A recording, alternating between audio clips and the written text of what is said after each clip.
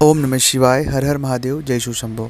दोस्तों, आपकी राशि के जातकों के साथ हमेशा बुरा क्यों होता है? कुछ भी काम हम करते हैं हमारे साथ चीज़ें खराब हो जाती है। लोग हमसे द्वेष भावना रखते हैं, हमें हानि पहुंचाना चाहते हैं, हमारे बारे में गलत लोगों के बीच बातें करते हैं। इससे हमारा मन बहुत दुखी हो जाता है। कभी कभी हम टूट भी जाते हैं।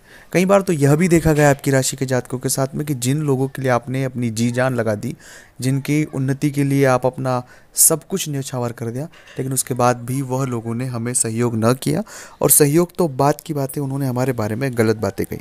मन बहुत दुखी हो जाता है, बहुत आहत हो जाता है कि इस तरह के लोग क्यों करते हैं।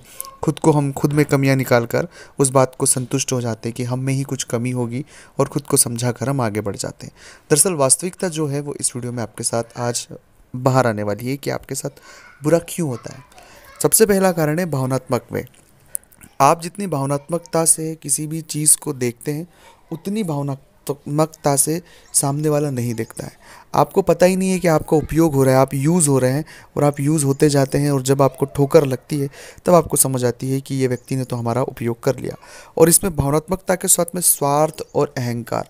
कभी भी जो अच्छा व्यक्ति होता है ना, उसे स्वार्थ और अहंकार कभी दिखाई नहीं देता है। उसे हर एक व्यक्ति अपने जैसा ही सरल सादगी पूर्वक लगता है। उनकी जो समस्या है, जो उन्होंने अपने जीवन में नकारात्मक पहलू देखे हैं, वो नहीं चाहते हैं कि किसी भी जातक के साथ इस तरह की घटनाएं या इस तरह की बातें हो जो उन्होंने फेस किया।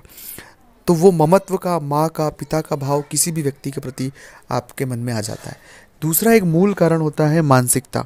बहुत सारे लोगों की मानसिकता होती है कि अगर आप के सामने कोई गिड़गिड़ाएगा, कोई माफ़ी मांगेगा, या कोई व्यक्ति आपसे सहयोग करेगा, तो आप हमेशा सहयोग कर देते हैं।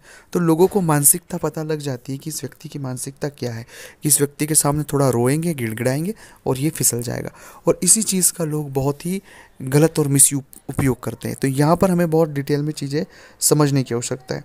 चौथी बात है कि परिस्थितियों का प्रभाव एक व्यक्ति के जीवन पर बहुत होता है। आपके जीवन में जो परिस्थितियाँ थी, बहुत ख़राब परिस्थितियों से आप निकल कर यहाँ तक आए।